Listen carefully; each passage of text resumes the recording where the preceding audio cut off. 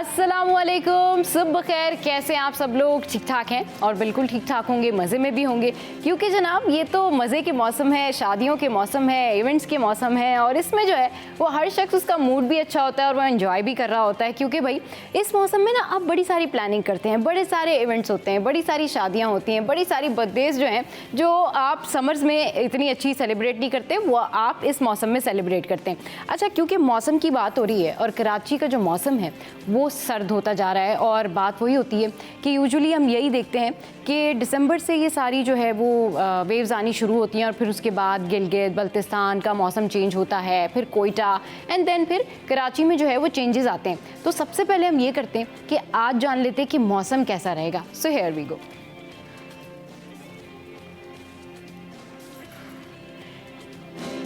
तो जनाब आज मौसम रहने वाला है वो है 11 बजे 20 सेंटीग्रेड, फिर 12 बजे 21 सेंटीग्रेड, 1 बजे 23 सेंटीग्रेड और 2 बजे 24 सेंटीग्रेड जो है मौसम रहेगा। तो आज हमने आपको बताया कि मौसम जो है वो इस तरह से रहेगा, तो आप अपना स्केड्यूल भी इसी तरह से प्लान कर सकते हैं।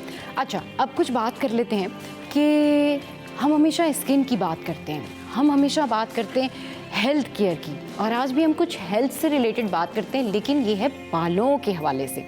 अच्छा, बालों के लिए बहुत सारे लोग जो है वो हेयर मास्क का इस्तेमाल करते हैं। बालों के लिए बहुत सारे लोग जो है वो ये सोच रहे होते हैं कि हम कोई अच्छा सा शैम्पू ले लें, अच्छा सा कंडीशनर ले लें। बहुत सारी होम रेमेडीज़ होती हैं जो कि लोग अप्लाई कर रहे होते हैं अपने सर में।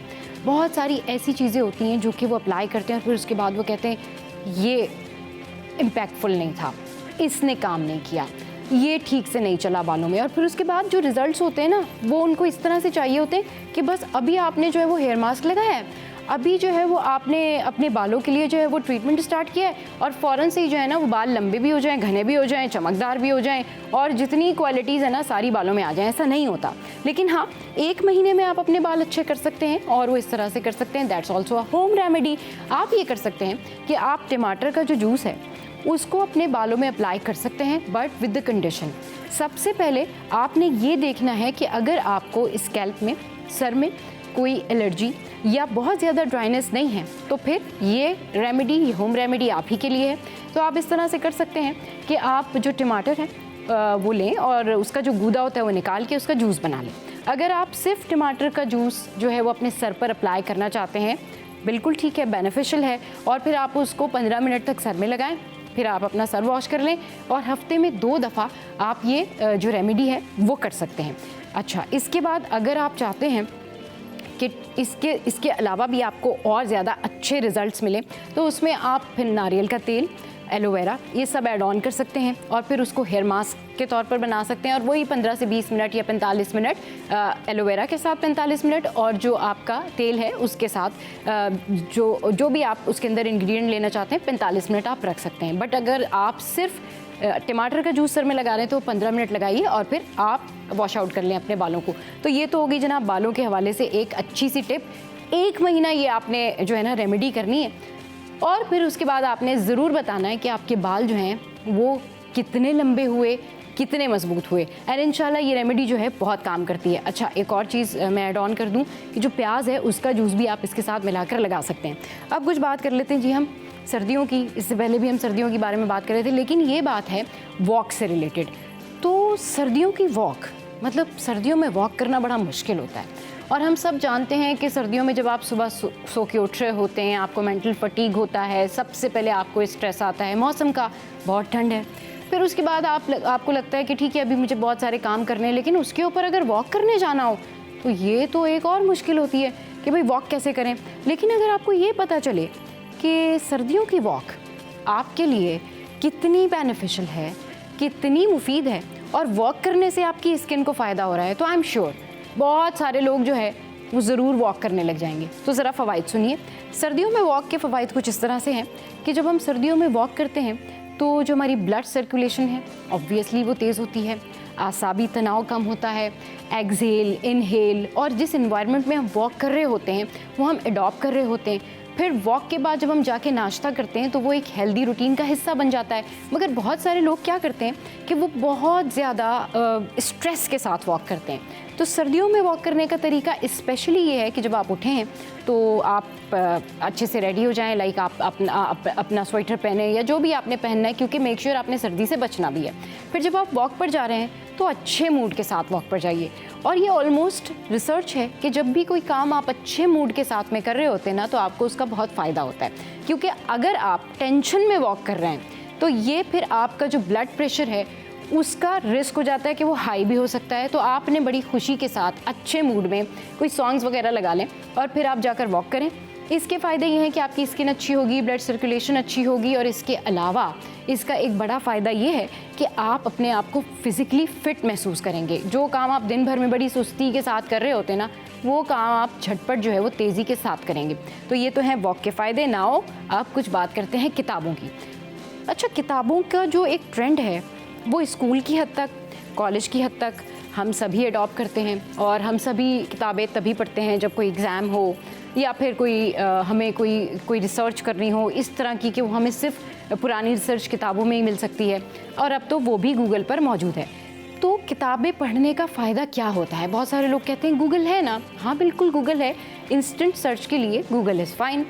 फौरी अगर आपने कोई चीज़ देखनी है तो आपके पास मोबाइल फ़ोन है, वो बिल्कुल ठीक है। लेकिन एक्चुअली क्या किताबें पढ़ने का इफ़ेक्ट आपके IQ पे, आपके ब्रेन पे, आपकी कॉन्फिडेंस पे होता है? जी हाँ, बिल्कुल होता है।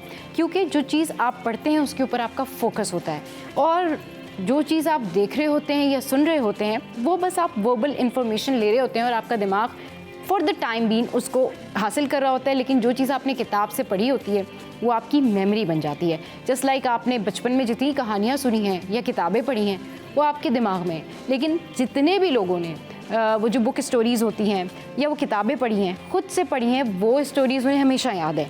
तो अगर आप चाहते हैं कि आपकी मेमोरी अच्छी और स्ट्रॉन्ग रहे, और आप चाहते हैं कि आपका ब्रेन जो है वो उन तमाम तर चीज़ों को याद कर सके जो आप याद करना चाहते हैं, तो ज़रूर किताबें पढ़िए, क्योंकि किताबें पढ़ने से कॉन्फिडेंस भी आता है।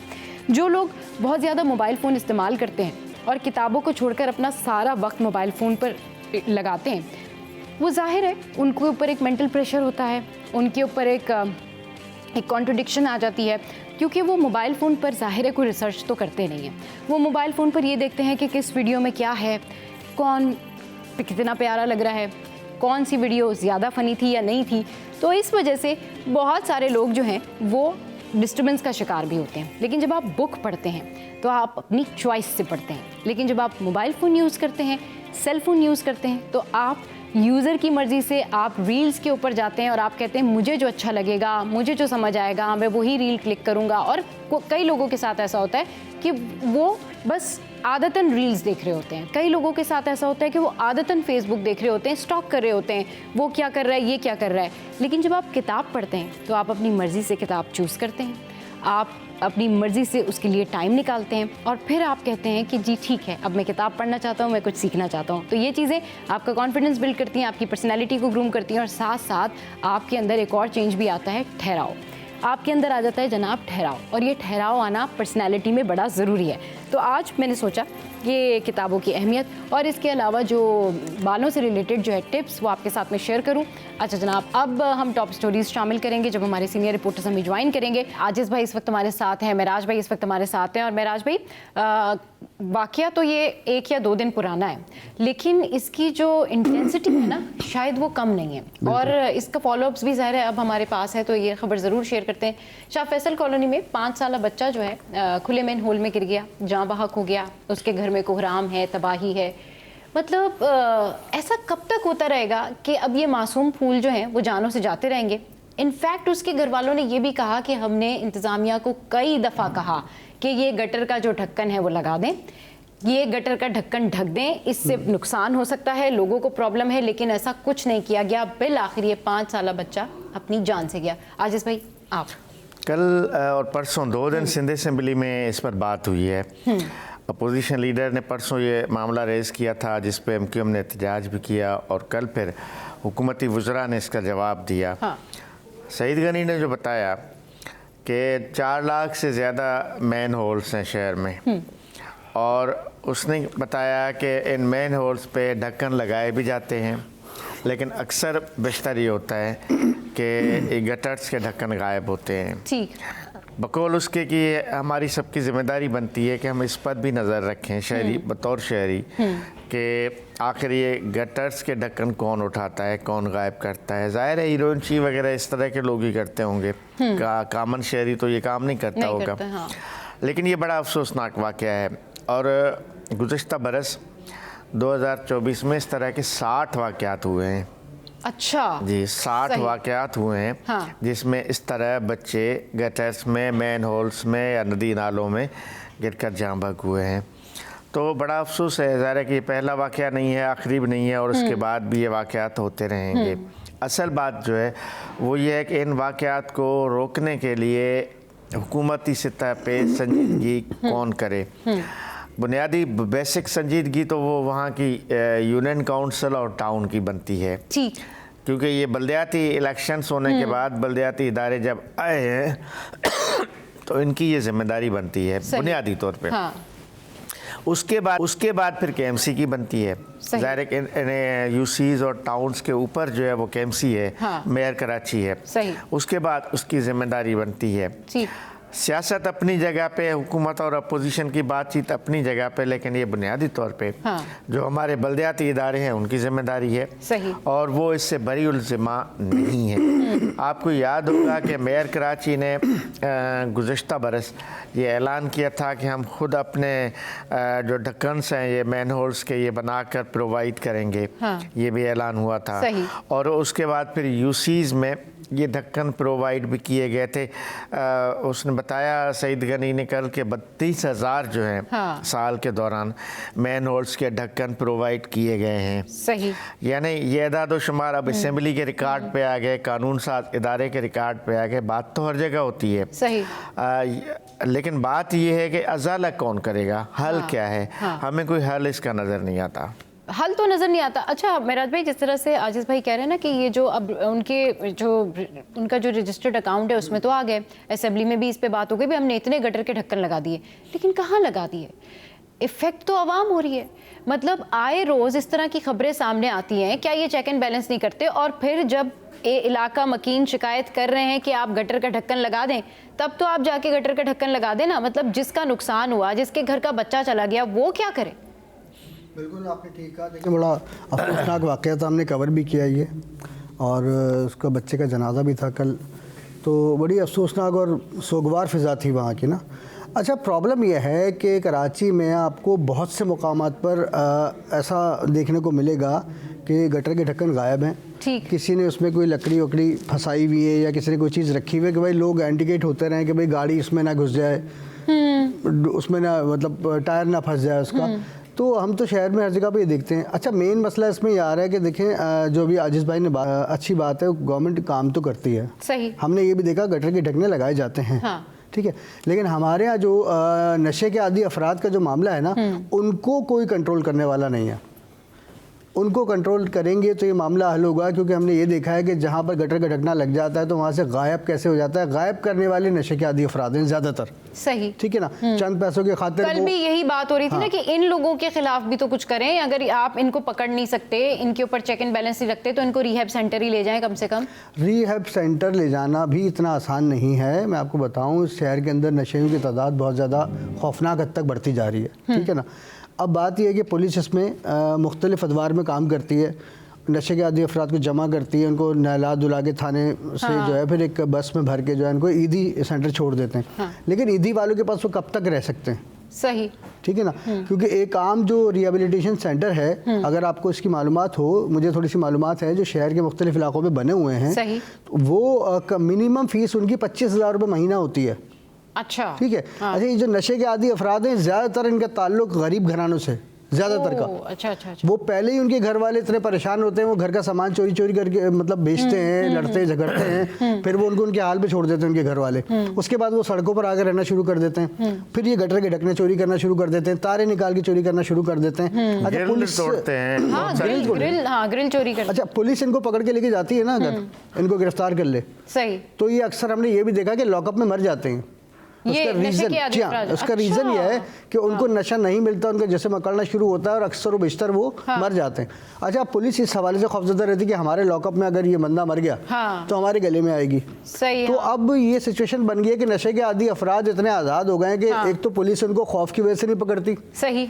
अच्छा, आप उनके करीब जाएंगे तो वो आप पर ब्लेड से हमला कर देते हैं, ठीक है ना। तो वो किसी के भी काबू में नहीं है और खोखला कर रहे हैं वो शहर को।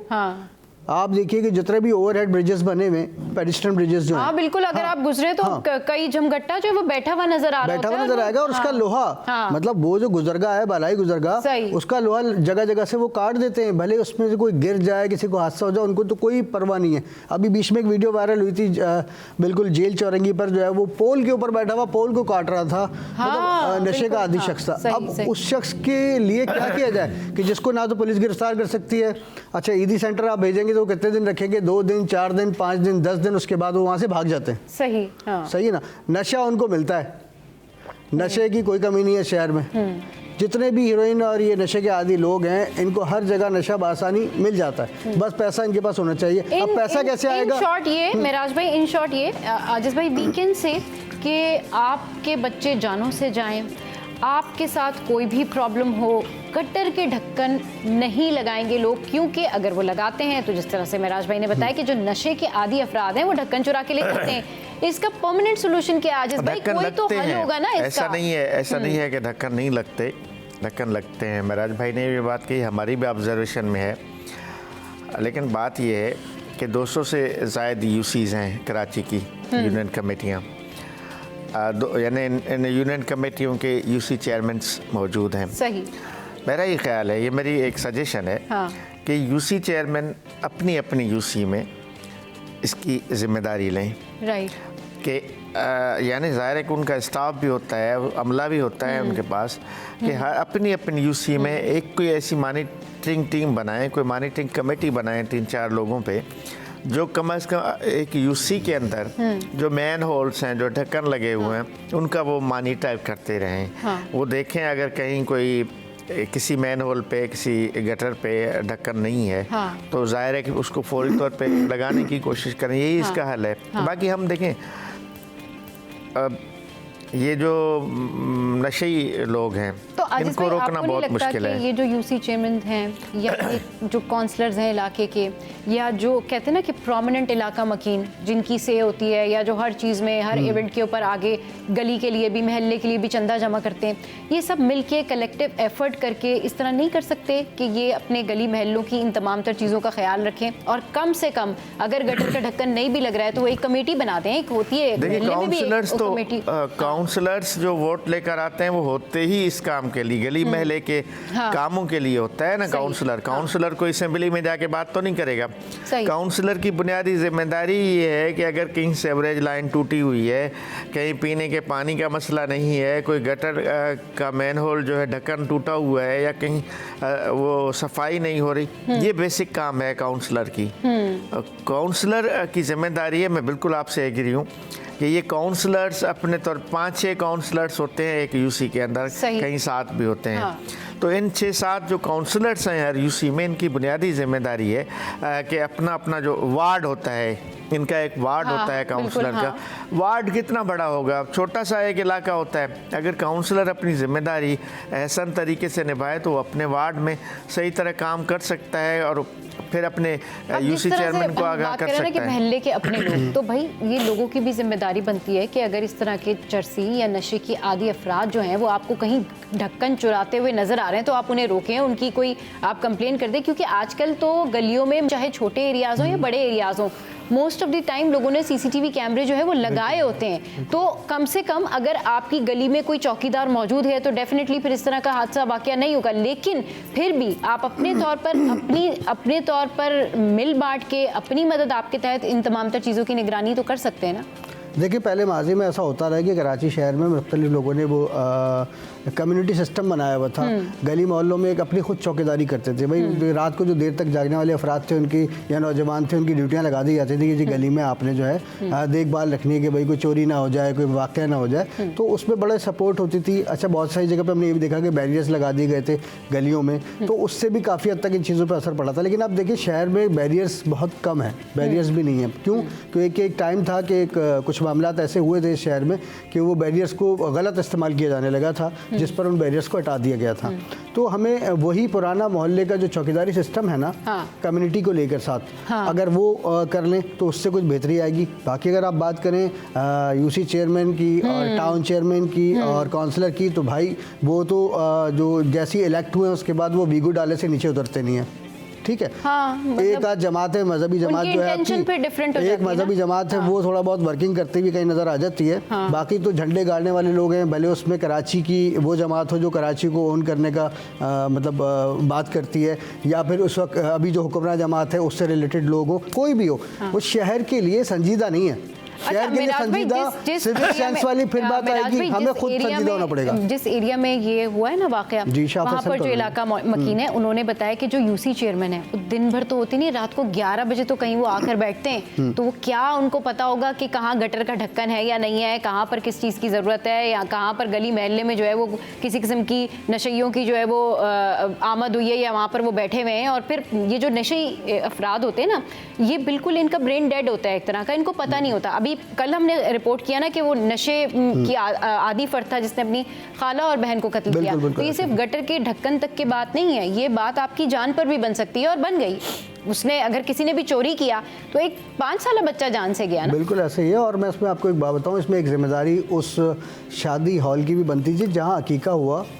देखें, अगर वो शादी हॉल चला रहा था, उसने पैसे लिए होंगे ना, चार्ज तो किए होंगे उसने पैसे की। भाई अगर उसके कोई तकरीब हुई है तो उसको तो इतना ध्यान रखना चाहिए था कि मैं जिस जगह से कमा रहा हूँ और जहाँ से मेरा बिजनेस है उसके आगे अगर गटर के ढकना वो खुद लगवा दे, इंसानियत के नाते ही लगवा दे। भाई देखें, कमर्शियल सरगर्मी कर रहा है वो, वहाँ पर काम कर रहा है, कारोबार कर रहा है, तो इतना उसका भी बनता है। सिविक सेंस वाली बात भी है। उसको खुद भी ये ख्याल करना चाहिए था कि मेरे पास तकरीबात होती हैं, उसमें सैकड़ों बच्चे आते हैं। सही बात है, ठीक है, कभी भी कोई हादसा हो सकता है। अच्छा, उसने भी नहीं सोचा, इंतजामिया ने भी नहीं सोचा, तो भाई बिलाखिर इसको सोचेगा कौन? इसको सोचेंगे हम और आप मिलके, हमें सबको खुद करना पड़ेगा ये काम।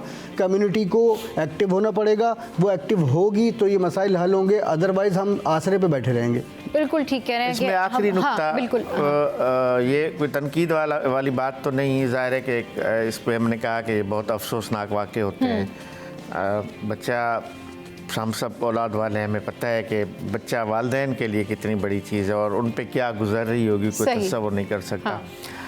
लेकिन एक नुक्ता इसको भी नज़र में रखना चाहिए कि वालिदैन थोड़ा सा जिम्मेदारी का एक एहसास मुजाहिरा करें। कि हमें पता है कि हालात का, हमें ये मालूम है, हम इस शहर में रहते हैं, शहर में गटरों की क्या सूरत हाल है, हमें पता है शहर में ट्रैफिक हादसात में भी बच्चे जाँ बहक होते हैं, हमें पता है कि ट्रैफिक की शहर में क्या सूरत हाल है, हमें ये मालूम है कि हम कैसे माहौल में रह रहे हैं।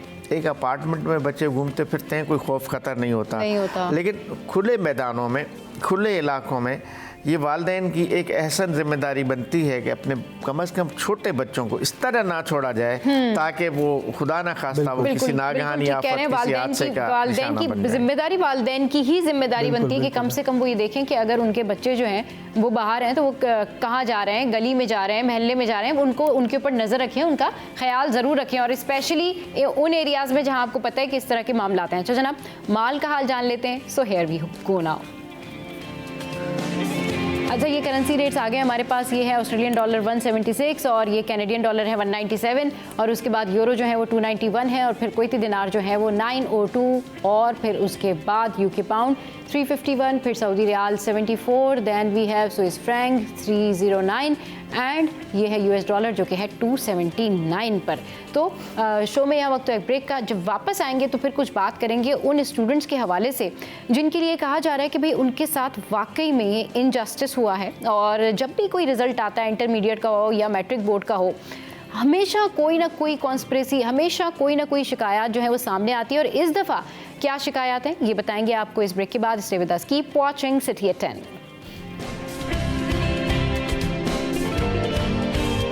Welcome back. तो जनाब अभी कुछ दिनों पहले ही जब ये इंटरमीडिएट का रिज़ल्ट आया तो उसके हवाले से बहुत सारे स्टूडेंट्स ने भी शिकायत की और फिर बहुत सारे जो मुतासरीन तरीन लोग थे उन्होंने भी शिकायत की और फिर उसके बाद हमारे जो पॉलिटिशियंस हैं उनको भी ख्याल आ ही गया कि इस बारे में बात करनी चाहिए। आजिज़ भाई, अब मुज़ाकरात की पेशकश की गई है और बाज़ाब्ता तौर पर कहा गया है कि ज़ियाउल हसन निजार साहब की जानिब से कि जी बैठें, बात करें, मसले का हल निकालें और जो इम्तहानात हुए हैं उसकी तहकीकात करा लेते हैं।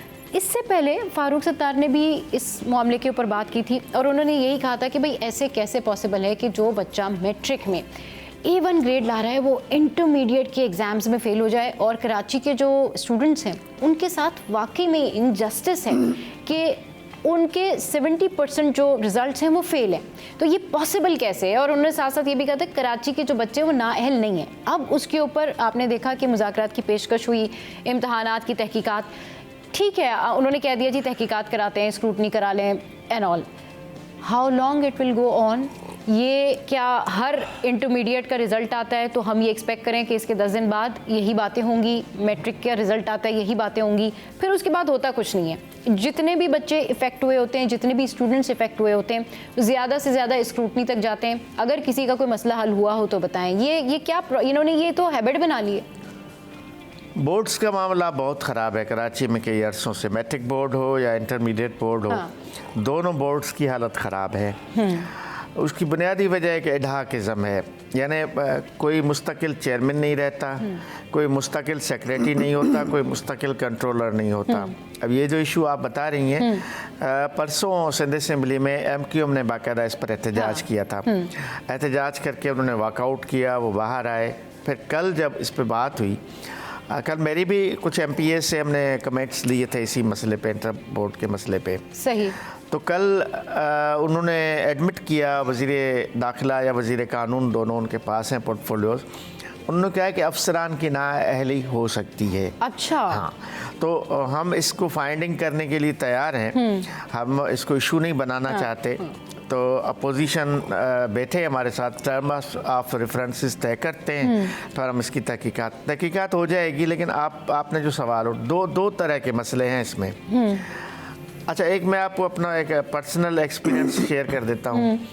ये फर्स्ट ईयर के रिजल्ट्स आए हैं ना, पहला जो साल है इंटरमीडिएट का। मेरी एक भांजी है, वो है भी एक गरीब क्लास की बच्ची, यानी उसका फादर जो है वो एक सिक्योरिटी गार्ड है। सही। लेकिन वो बच्ची इतनी पढ़ाकू है, वो पढ़ने के अलावा कुछ नहीं करती घर में। लेकिन उसने मैट्रिक में भी A+ ग्रेड लिया था। इसी फर्स्ट ईयर के एग्ज़ाम में उसने A+ ग्रेड लिया है। इससे एक मिसाल ये मिलती है कि जो पढ़ने वाले बच्चे हैं उन्होंने अपना ग्रेड सिक्योर भी किया। सही। मैं मतलब ये अपने फैमिली एग्जाम्पल आपको दे रहा हूँ जो मैंने खुद देखा। लेकिन इसमें दो तरह के वाक़यात बयान किए जा रहे हैं। एक कि इस बार बताया जा रहा है कि जो इम्तिहानात में नकल किया जाता है, नकल जो होती है उस पर सख्ती हुई है। अच्छा, जो पेपर्स हुए हैं और नकल में सख्ती की वजह से कुछ रेशो ख़राब हुआ है। लेकिन आप जो बता रही ना 60-70% इतना नहीं हो सकता। अच्छा, 10-20% का अगर फ़र्क हो, हम फारूक सत्तार कोटेड दिस ना कि भाई मैं सियासत की बात नहीं कर रही है। हाँ, वो तो सारे सियासी बयान है, बट वो मैंने इसलिए ऐड ऑन किया कि असेंबली में अपोजिशन करनी है, पीपल्स पार्टी की गवर्नमेंट है, MQM को मुखालफत करनी है, ये एक अलग सवाल है, इस पर हम बात ही नहीं करते। हम तो जेन्युइनली लोगों का जो जेन्युइन मसला है उसकी बात कर रहे हैं। पब्लिक के साथ जो इशू है, ये कोई कराची और बाकी सिंध का इशू नहीं है जिस तरह MQM ने इसको रेज किया असेंबली में। सिंध के दीगर इलाकों के बोर्ड्स का भी यही हाल है, सक्खर के बोर्ड का भी यही हाल है, मीरपुर खास बोर्ड का भी यही हाल है। कहीं भी मैट्रिक और इंटरमीडिएट बोर्ड्स का कोई हाल अच्छा नज़र नहीं आ रहा, वहाँ भी यही सूरत हाल है। मैंने वो रिजल्ट हैं सिंध के दीगर बोर्ड्स के। तो लेकिन ये दुरुस्त बात है कि इस मसले का आखिर हल क्या है। हाँ, एक्चुअल पॉइंट ये है कि इस मसले का हल यही है कि इन सारे जिन बच्चों को रिजर्वेशंस हैं उनकी प्रॉपर स्क्रूटनी की जाए, और अगर किसी का रिजल्ट ठीक है तो उनको प्रॉपर रिजल्ट मिलना चाहिए। और अगर कोई फेल है तो चलो ठीक है, स्क्रूटनी के बाद भी अगर ये साबित होता है, प्रूफ होता है। वो कह रहे हैं कि फेल इस तरह किया गया है कि बच्चों को जो MQM का मौक़िफ़ है, हाँ। अली खुर्शीदी ने जो बताया कि बच्चों को एब्सेंट जाहिर किया गया है। हाँ, यानी absent जाहिर किया 5 पर्चों में तो बच्चा पास है, हाँ। लेकिन एक पर्चे में फेल है, वो उसको एब्सेंट है, और बच्चे क्लेम कर रहे हैं कि वो उस दिन एब्सेंट नहीं थे। अब ये तो आसान है ना। हाँ। ये मामला तो स्क्रूटनी में बिल्कुल क्लियर हो जाएगा। सही कि एक बच्चा है, अगर 6 पेपर्स में गया है, उसके पेपर्स मौजूद हैं, उस बच्चे के पास उसका क्वेश्चन पेपर मौजूद होगा, उसके सारे प्रूफ उसके पास होंगे। ये तो एक आसान तरीका है, इसको फाइंड आउट किया जा सकता है।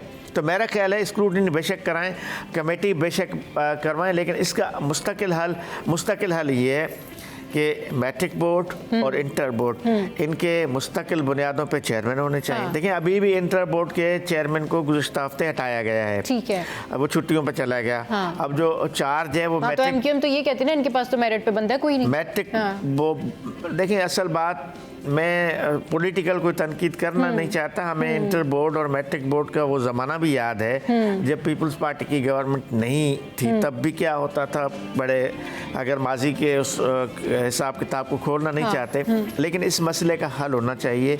मैट्रिक बोर्ड, इंटर बोर्ड, इन तमाम बोर्ड्स में मुस्तकिल चेयरमैन, मुस्तकिल सेक्रेटरी और मुस्तकिल कंट्रोलर्स होने चाहिए।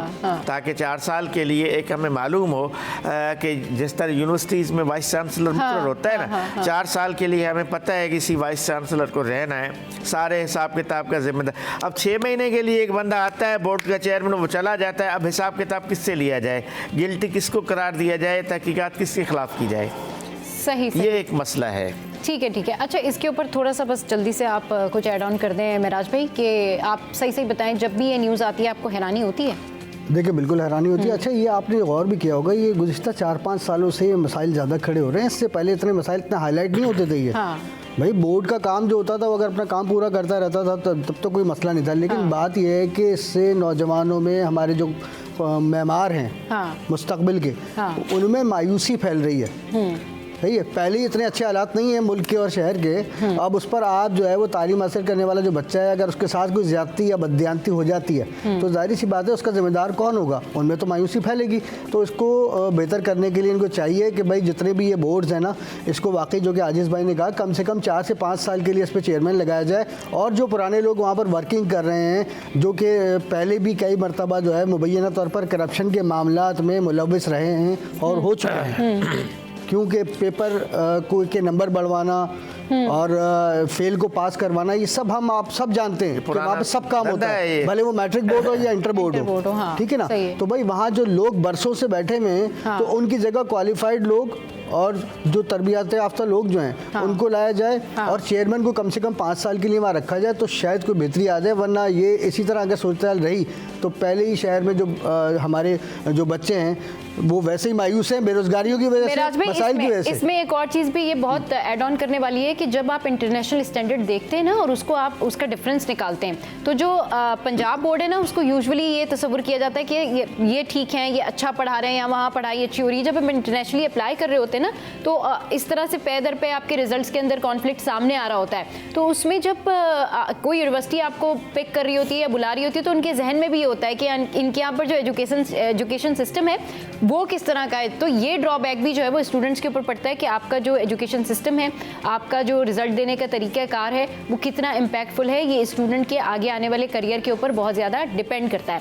अच्छा जनाब, स्टूडेंट की बात हो गई, तो एक और खबर मैं आपके साथ में शेयर कर लेती हूँ। हमारे यहाँ चोरी और डकैतियों की वारदातें तो रुकती नहीं हैं। आए दिन हम देखते हैं कि नित नए तरीक़ों से वारदातें की जाती हैं, लेकिन यहाँ पर एक छोटे बच्चे ने जो है वो चोरी की है, और ये लैपटॉप की चोरी है। और मैं हैरान हूँ कि हमारा जो माइंडसेट है, हम लोगों का जो माइंडसेट है वो किस तरफ चला गया है कि हमारे जो यूथ है अब वो इन चोरी चकारियों पर भी लग गई है। आजिज़ भाई, ये पुरानी बात है, ये तो होता ही है। हाँ। पहले भी इस तरह के वाक़यात रिपोर्ट हुए हैं। ख़वातीन और बच्चे क्राइम में इस्तेमाल होते हैं। सही।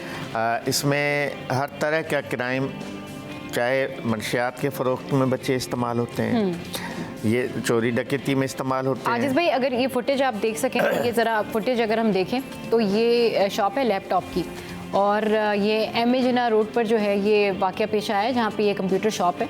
और इसमें भी आप देखें कि ये सब बिज़ी, ये सारे लोग ना इस वक्त बिज़ी हैं, और ये सब ज़ाहिर है कोई ना कोई अपना लैपटॉप ख़रीदने के लिए यहाँ पर मौजूद है। तो अब जो है ये अचानक से आप ये देखें कि ये जो कम उम्र बच्चा है ये यहाँ पर आएगा और बड़े मज़े से ये लैपटॉप लेके जाएगा। तो हाँ, तो ये हालात जो हैं, ये हालात हैं। और मैं हैरान हूँ कि हमारी यूथ या उसका माइंडसेट ये किस तरफ है। जाहिर सी बात है ये बच्ची जो है इसको कोई ना कोई इसके ऊपर पीछे को प्रेशर होगा, या फिर ये किसी, हम ये तो नहीं कह सकते कि किसी इसका ताल्लुक किसी माफिया से होगा या किसी ने उसको मजबूर किया होगा, मगर ये देखें, ये देख के कितना अफसोस होता है आजिज़ भाई कि हम कैसी कौम है, कौन लोग हैं और क्या हमारे जो है ना वो यूथ कर। देखिए ना, ये बच्चा जो है, आप ठीक है, इसका एक पहलू जो आप कह रही हैं, यकीनन जो माशरे में गुर्बत है, बेरोज़गारी है, बदहाली है और बेरोज़गारी है, ख़ास तौर पे बेरोज़गारी एक बहुत बड़ा इशू है इस मुल्क का। तो फिर उस ऐसे माशरों में क्राइम की शरह ज़्यादा होती है और क्राइम इफ़ेक्ट करती है बच्चों को भी, लाजमी है।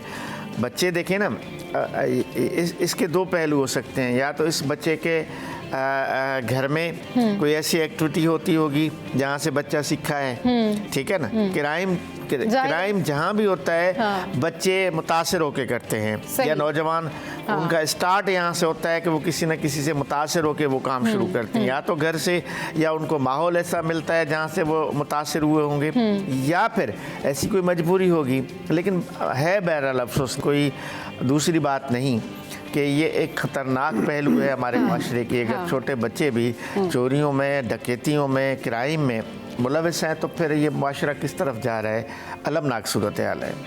ठीक है जी, तो ऑब्वियसली ये खबरें जब हम आपके साथ में जो है वो शेयर करते हैं तो बड़ा अफसोस होता है, क्योंकि मेरी कोशिश यही होती है कि सुबह सुबह जो है वो हैप्पी गो लकी खबरें शेयर की जाएं, लेकिन क्या करें, हमारे पास एक और खबर मेरे साथ है कि चोरी की नीयत से पीएमटी पर चढ़ने वाला शख्स करंट का झटका लगने से बेहोश हो गया। तो जनाब, जब आप ये खबर सुनते हैं और कि चोरी की नीयत से पीएमटी पर चढ़ने वाला शख्स करंट लगने से बेहोश हो गया, यानी ये माइंडसेट है कि चोरी करने के लिए अब आप क्या क्या कर रहे हैं कि कुछ भी, यानी अपनी ज़रूरतें पूरी करने के लिए बाय हुक और by crook you can do each and everything. आप अपनी जान की भी परवाह नहीं करते। आजिज़ भाई, अब ये तो कोई अक्लमंद तो नहीं कहलाएगा अगर पीएमटी पे चढ़ गया और चोरी करने। मुझे तो ये भी वही जो हम थोड़ी देर कबल जिक्र कर रहे थे, हीरोइंचियों का, नशई अफराद का, ये भी ऐसा ही लग रहा है। जो पीएमटी पे जो बंदा चढ़ गया वो कोई ज़ीउल शऊर बंदा तो नहीं कहलाएगा।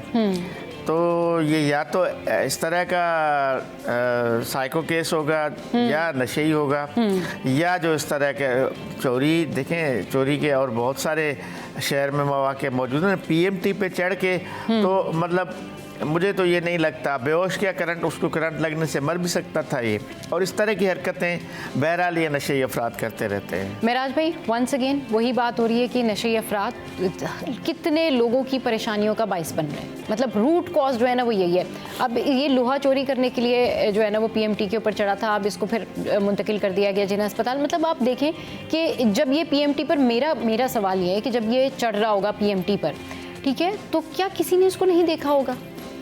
मतलब क्या किसी ने नोटिस नहीं किया होगा, या वो क्या, मतलब अगर, या हमारे पास जब हमारे जो जब कोई पीएमटी ठीक करने के लिए फ़र्ज़ करें कि इलेक्ट्रिक की गाड़ियां जा रही हैं या उसको रिमूव करने के लिए जा रही हैं, तो ऑब्वियसली वही जो मैं कह रही थी कि ये जब भी कोई काम करना शुरू करते तो अचानक से खुदाई शुरू कर देंगे, अचानक से बिना कोई स्पॉट लगाए, बिना कोई जो है ना आपने आइडेंटिफिकेशन मार्क दिए हुए आप नहीं जा सकते इस तरह से। मगर जब ये चढ़ रहा होगा तो क्या किसी ने इसको नहीं देखा होगा, किसी ने आइडेंटिफाई नहीं किया, किसी ने नहीं रोका?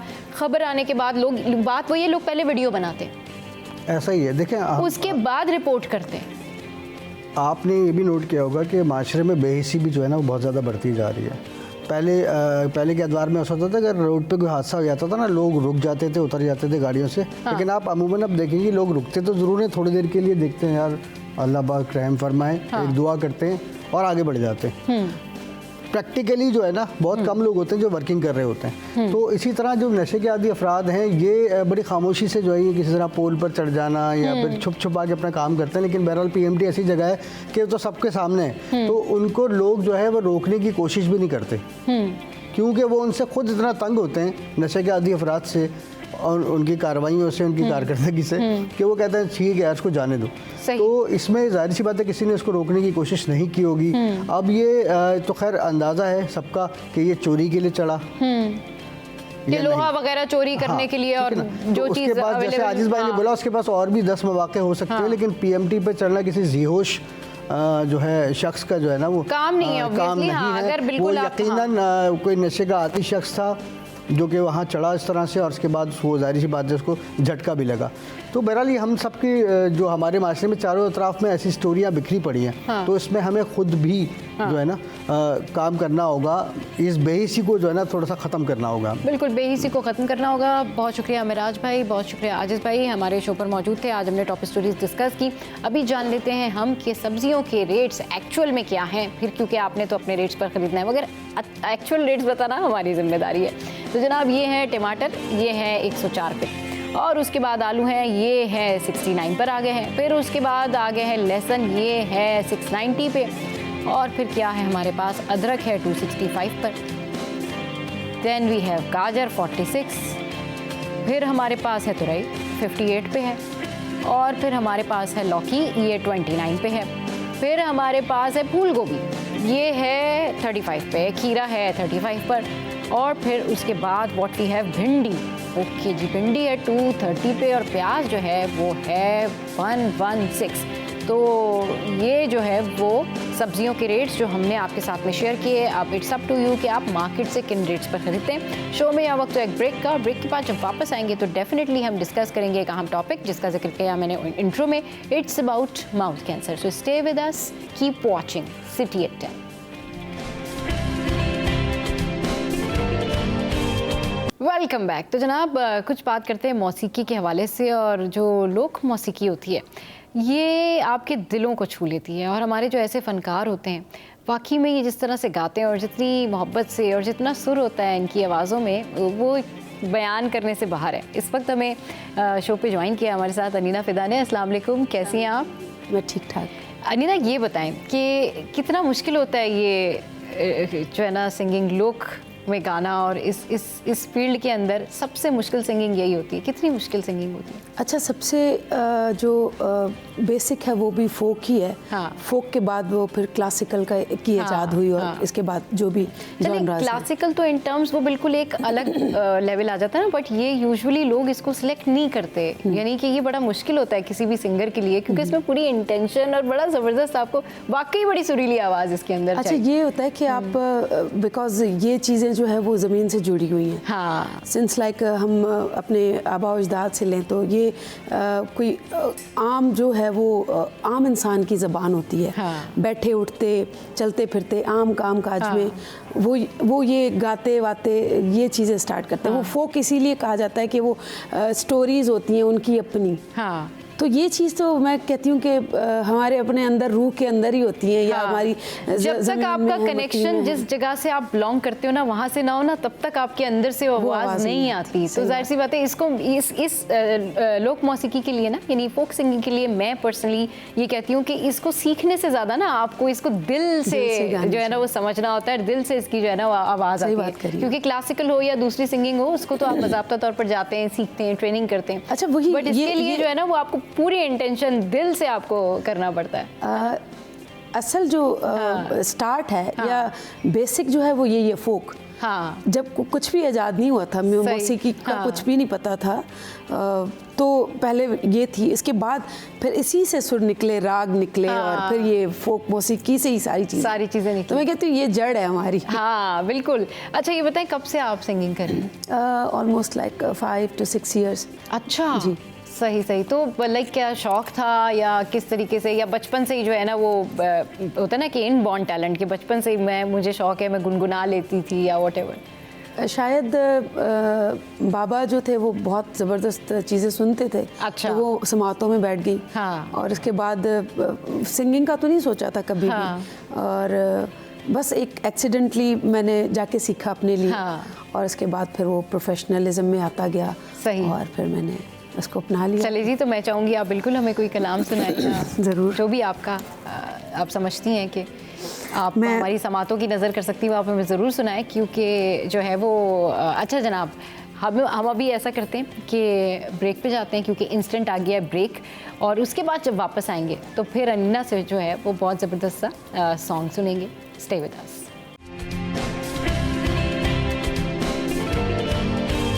ज़बरदस्त ज़बरदस्त, कितना खूबसूरत जो है कलाम आपने सुनाया हमें, बड़ा ज़बरदस्त। अच्छा, अभी जिस तरह से हम ब्रेक के लिंक में भी बात कर रहे थे कि ये जो सूफियाना कलाम होते हैं ये अपनी खासियत और अपनी अहमियत तो रखते ही हैं, लेकिन इनमें पैगाम भी होता है। जी, ज़रा इस बारे में बताएं। सूफिया कराम ने जब लिखना शुरू किया, प्रीचिंग जैसे होती थी पहले, नबी औलिया, फिर वली, फिर ये हर इंसान वैसे एक अपने आप में पैगंबर है, यानी पैगाम रसा। सही। आपसे मेरी मुलाकात या मेरी आपसे मुलाकात, कोई ना कोई, या तो आप मुझे कोई पैगाम देने आई होंगी या कोई ना कोई सबक। तो हर इंसान जो है वो एक पैगंबर है, एक पैगाम देने वाला। तो ये जब सूफिया कराम थे, अब दर दर पे तो जा नहीं सकते थे, सही। तो इन्होंने लिखने से स्टार्ट किया। सही। और जो भी लिखते थे उसमें ऑब्वियसली जब मैंने ये कहा कि मेरा इश्क भी तू, मेरी रूह भी तू, ये कनेक्शन है अल्लाह के साथ। बिल्कुल, हाँ। एक इंसान से मिलके कनेक्शन बनता है उसके साथ, नेचर भी उसमें आ जाती है, फिर जो भी अल्लाह की बनाई हुई चीज़ें। तो ये जो सूफिया कराम है, उनका प्योरली मकसद ही होता है कि मोहब्बत को फैलाएं। इस दुनिया को कायम रखने के लिए मोहब्बत बहुत ज़रूरी है। अगर मोहब्बत नहीं होगी तो फिर किसी चीज़ की भी बका नहीं इस दुनिया पे, इस धरती पे। हाँ, सही कह रही हैं। अच्छा, तो ये बताएं कि अब क्योंकि इस कलाम में या जितनी भी ये शायरियाँ होती हैं, ये दिल को छूती हैं, यानी अगर कोई वाकई बड़ी इंटेंशन रखता है या किसी को वाकई बड़ी समझ है, तो उसको ये समझ आती है कि बात क्या हो रही है और बात कहाँ तक जा रही है ना।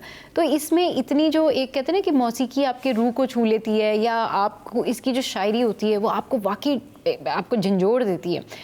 आपकी लाइफ में आपने ऐसा कोई कलाम पढ़ा हो जिसे पढ़ के आप उसके बाद आपने कहा होगा कि ये जो है ना, ये मेरी लाइफ का बेस्ट कलाम था जो मैंने आज पढ़ दिया या मैंने गा दिया? शाह अब्दुल लतीफ़ भटाई साईं, सच्चल सरमस्त का और बुल्ले शाह का, बाहू का, ये कलाम ऐसे हैं कि आप सिर्फ खुद भी बैठ के, अगर मैं रिहर्सल भी कर रही होती हूँ तो मेरी आंखें बहरी होती हैं। आई डोंट नो कि मुझे वो फीलिंग आती है। अब मैं आपसे बात कर रही हूँ तो भी मेरे जिस्म की जो है वो रूह हैं जो है वो कांप जाते हैं। ये जो एक अंदर की जो चीज़ है ना, वो अगर आपके अंदर है तो वो सूफ़ी कलाम को वैसा आप तक पहुँचा भी सकता है। अगर मुझ में वो लो होगी तो वो आप तक ज़रूर आएगी।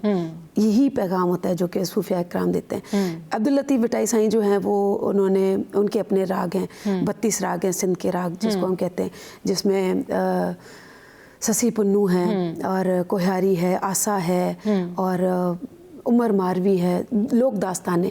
लेकिन फिर उसमें वो लोक दास्तानों में अब वो अगर मारवी अपने आबा अजदाद को याद करती है तो उसमें भी वो लॉ फील करवा रही है कि मैं कनेक्शन ये जो मेरा अपने ख़ानदान से कनेक्शन है वो असल में मैं उससे कनेक्शन दिया हुआ है। सही। इसी तरह जब सस्सी अपने पुनहल को या अपने जो उसका शौहर था जो कि चला गया था केच मकरान, तो जब उसको ढूंढने वो झरझंग जाती है, पहाड़ों पे चढ़ती है और रेगिस्तानों को ढूंढती है, तो असल में वो उस परवरदिगार पे यकीन करके अब देखिए ना, उसमें एक स्ट्रगल भी दिखाई गई कि एक औरत भी है, एक रिश्ता भी है, एक रूहानियत भी है। बिल्कुल ठीक। ये चीज़ जो है वो पूरी ये जो हम आम जिंदगी जो जी रहे होते हैं उसके लिए एक पैगाम ही है कि आप अगर वो एक बंदी इतना स्ट्रगल कर सकती है, अकेला कर सकती है, तो हम तो फिर भी इस नए दौर में हमारे पास तो बहुत सारी चीज़ें हैं। चलें जी, बहुत शुक्रिया आप नीना हमारे शो पर आई। हम चाहते हैं कि जाते जाते जो है वो आप हमें खूबसूरत कलाम जो है वो ज़रूर सुनाएं। मैं आपको एक अपनी शायरी है, मेरी शायरी नहीं, मेरा अपना सॉन्ग है, उसका एक दोहिड़ा आपको सुना। हाँ बिल्कुल। तो जनाब, बहुत खूबसूरत कलाम जो है वो अनीना ने हमें सुनाया। और इन जो कलामों की जो खूबसूरती होती है वो यही होती है कि आप इनको दिल से सुन रहे होते हैं और दिल से पसंद कर रहे होते हैं। तो हमारी कोशिश यही होती है कि हम अपने प्लेटफॉर्म से आपको ऐसे लोगों से मिलवाएं जिनसे आप मिलना चाहते हैं, जिनसे आप रिलेट करना चाहते हैं। तो शो में यहाँ वक्त तो एक ब्रेक के बाद जब वापस आएंगे तो फिर हमारे टॉपिक की तरफ जाएंगे और करेंगे ढेर सारी बातें। Stay with us, keep watching City at 10। Welcome back. तो जनाब, अब कुछ बात कर लेते हैं उन मासूम छोटे छोटे बच्चों की, उन स्टूडेंट्स की जो कि इस विंटर वेकेशन के नाम पर खुश तो बहुत होते हैं, लेकिन जब सर्दियां बढ़ जाती हैं उसके बाद वो अपने बैग पैक करके जो है वो स्कूल जा रहे होते हैं। और फिर हम सब यही सोचते हैं कि सर्दियां तो अब स्टार्ट हुई हैं, ये कौन सी विंटर वेकेशन थी। तो जनाब, इसके बारे में आज बात कर लेते हैं। हमें ज्वाइन किया है जेबीज स्कूल की जबीन नवीद ने, जो कि MD हैं इस स्कूल की। इसके अलावा चिल्ड्रन प्राइवेट स्कूल एसोसिएशन से हमें ज्वाइन किया है सैयद तारिक शाह साहब ने। अस्सलाम वालेकुम, वेलकम टू द शो। कैसे हैं आप लोग? अच्छा, जब भी कोई स्कूल से से या जब भी कोई इस तरह से टीचर प्रिंसिपल आए ना, तो आप यकीन करें सारों के जहनों में बड़े बड़े सारे सवालात होते हैं। लोग अपने बचपन के सवालात भी जो है ना वो भी करना चाहते हैं कि ऐसा स्कूल में क्यों होता था, वैसा क्यों होता था। लेकिन एक ये सवाल कि अब सर्दियों, अब विंटर वेकेशंस दी जाती हैं, लेकिन हमारे यहाँ यूजुअली जब विंटर्स ख़त्म हो जाती हैं, यानी कि विंटर्स जब शुरू हो रही होती हैं, यानी एक्चुअल सर्दी हो रही होती है, तो बच्चे बेचारे बैग लेके और सर्दियों में जा रहे होते हैं। तो फिर ये किस तरह की विंटर वेकेशन हुई? बिल्कुल, देखें पॉइंट बहुत वैलिड है और सबके जहन में यही आता है कि जब सर्दियां होंगी जब भी ये छुट्टियां होनी चाहिए ताकि बच्चे को लिए थोड़ा कंफर्ट हो। लेकिन देखें एक इंटरनेशनल फॉर्मेट है, एक नेशनल फॉर्मेट भी है कि देखें छुट्टियां जो दी जाती हैं ना तो सब अपने प्लान करते हैं उसी हिसाब से कि उनको घूमने जाना है या फलाना को हमारे पास घूमने आना है। तो ये सारे एक सिनेरियोज होते हैं और स्टीयरिंग कमेटी का मैं पार्ट हूँ जो गवर्नमेंट ऑफ सिंध की है, वहाँ पर बैठ के इसको एक्सटेंसिव डिस्कशन हुए हैं और उसमें हमेशा ये देखा गया है कि हमने अभी ये बारहा कहा है कि उसको आप जनवरी में शिफ्ट करें, 10 डेज ऑफ द जनवरी, ठीक है ना। लेकिन वो मसला वही आता है कि इंटरनेशनल फॉर्मेट्स, नेशनल फॉर्मेट्स और सबको छुट्टियां जो है ना उसी वक्त में चाहिए जब वो ट्रैवल कर सकें किसी और के पास। एक मेजर रीज़न यही होता है। लेकिन this is just for the semester break आप कह लें, क्योंकि इसका विंटर से, इसका समर से इसका कोई ताल्लुक होता नहीं है। इसका मैं तो सजेस्ट हमेशा ही करता हूँ उसको वाक़ईतन इसका नाम चेंज कर देना चाहिए। इसको आप एकेडमिक ब्रेक कहते हैं, एकेडमिक ब्रेक। हाँ, मतलब इससे ज़्यादा कुछ है नहीं है, क्योंकि बात सही है कि जब सर्दियाँ देखें आप, मैं तो शुक्र अदा करता हूँ कि गवर्नमेंट ऑफ सिंध या गवर्नमेंट ऑफ पाकिस्तान ने एक चीज़ तो प्लान रखी हुई है जो हम एकेडमिक कैलेंडर में लिख सकते हैं कि हाँ भाई छुट्टियाँ इसी टाइम पे होंगी, वरना कुछ पता नहीं होता इस गवर्नमेंट का कि कभी भी छुट्टी दे दे और हमारा एकेडमिक कैलेंडर, हमारे एकेडमिक एक्सरसाइज सारी बर्बाद होकर रह जाती हैं। तो ये कम से कम एक कह लें कि प्लान होता है जिसमें हम भी अपना एकेडमिक प्लान कर लेते हैं। लेकिन ये ज़रूरी यूँ है कि हम बच्चों को उस लिहाज से प्रिपेयर करें। देखिए, अगर मैं बात करूँ कि आप बलूचिस्तान की बात करें तो वहाँ पर लिटरली बर्फबारी होती है और कोयटा के अंदर एक्सटेंसिवली 3 महीने की छुट्टियाँ दी जाती हैं फॉर दैट ब्रेक, जहाँ पर बच्चा बाहर नहीं निकल सकता। ये वो सर्दियाँ हैं कि अगर आप प्रिकॉशनरी मेजर्स लेकर कराची के अंदर बिलखुसूस आप उसको कैप पहना दें, उसको आप ग्लव्स पहना दें या आप जैकेट्स पहना के भेज दें तो वो बच्चा इतना कर सकता है सर्वाइव। और सर्दी में आपको बताऊँ लिटरली 9 बजे तक की होती है। उसके बाद फिर आप देखें कहाँ गर्मी कहाँ सर्दी, वही मौसम हो जाता है नॉर्मल कराची। 7 बजे से लेके जो 9 बजे तक है ना, जो बच्चे पैदल भी जाते होंगे ना, कुछ बच्चे ऐसे भी होंगे जो पैदल स्कूल जाते होंगे, उनके लिए बड़ा जो है चैलेंज हो जाता है कि भाई स्कूल जाना, इतनी सर्दी में उठना।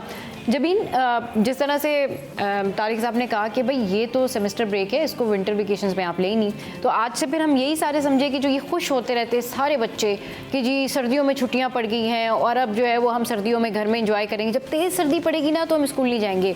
कॉन्सेप्ट तो बच्चों का यही होता है ना। लेकिन अब जिस तरह से तारिक भाई ने ये बात बताई है कि भाई ये तो सेमेस्टर ब्रेक है, तो सर्दियों की ब्रेक तो मिली नहीं, तो आप इस पर क्या कहना चाहेंगी? क्योंकि इवेंचुअली अगर देखा जाए बच्चों की सेहत की वजह से और उनकी प्रॉब्लम की वजह से, तो सख्त सर्दी में जो ब्रेक्स आप 10 दिन पहले, 15 दिन पहले दे रहे हैं, उसका स्केड्यूल आप थोड़ा सा आगे कर लें ताकि लोगों को आसानी हो जाए, बच्चों को आसानी हो जाए। तो ये क्या थॉट प्रोसेस है? मतलब हम इंटरनेशनली या एकेडमिक ईयर्स या स्केड्यूल से तो चलते हैं, लेकिन क्या हम अपनी कोई नहीं पॉलिसी बना सकते या फिर छुट्टियाँ ही इंक्रीज़ कर दें, छुट्टियाँ इन्हेंस कर दें आगे? देखें, मैं तारीख की बात को ही सेकंड करूंगी कि वाकई इसके हमें नेम चेंज कर लेना चाहिए क्योंकि ये एक सेमेस्टर ब्रेक होता है। अच्छा, अगर हम सिर्फ कराची और सिंध की बात करें तो हमारे पास विंटर्स का भी कोई ऐसा हम नहीं कह सकते कि इतनी शदीद सर्दियां हमारे यहाँ होती हैं। देखिए, आप जैसे कोयटा की बात कर रहे हैं हम, या हम दूसरे अपने प्रोविंसेस की बात कर रहे हैं जहाँ पर सर्दियाँ होती हैं वाकई, वहाँ भी बच्चों को जो है वो ब्रेक जब दिया जाता है तो इसके साथ वो बच्चे फिर भी उनकी स्कूलिंग तो हो रही होती है, उनकी एजुकेशन को तो नहीं हम स्टॉप कर देते वहाँ पर। दूसरा ये कि जिस माहौल में बच्चा पैदा होता है ना, वो अडॉप्शन कर लेता है उस माहौल को, जो भी होता है सर्दी गर्मी हम लोग बर्दाश्त करने के आदी होते हैं ना, नेचुरली अल्लाह की तरफ से ये एक सिस्टम है। तो इतनी सर्दियाँ हमारे यहाँ नहीं होती, जबकि हर साल से गवर्नमेंट जो जब विंटर वेकेशंस के बाद स्कूल ऑन होते हैं दोबारा, तो एक हमें जो है ना टाइम का भी लेवरेज मिलता है कि भाई आप 9 o'clock स्कूल स्टार्ट कर लें उसकी स्कूलिंग, तो फिर वो जैसे कि तारिक ने कहा कि उस वक्त तक तो फिर वो टाइम थोड़ा बेटर हो जाता है, कोल्डनेस कम हो जाती है, तो बच्चे इजीली उसमें मैनेज कर सकते हैं। इसके बावजूद भी अगर ऐसा होता है कि भाई बहुत ज़्यादा एक्सट्रीम सर्दी हो जाए तो फिर छुट्टियों को एक्सटेंड भी कर दिया जाता है। गवर्नमेंट उसके लिए भी एक इनिशिएटिव लेती है कि भाई 5 days या वीक जो है वो एक्सटेंड कर देती है, समटाइम 10 days भी एक्सटेंड कर देती है। चलिए जी, एक कॉलर ने हमें ज्वाइन किया है। अस्सलाम वालेकुम, कौन बात करें, कहाँ से? वालेकुम अस्सलाम।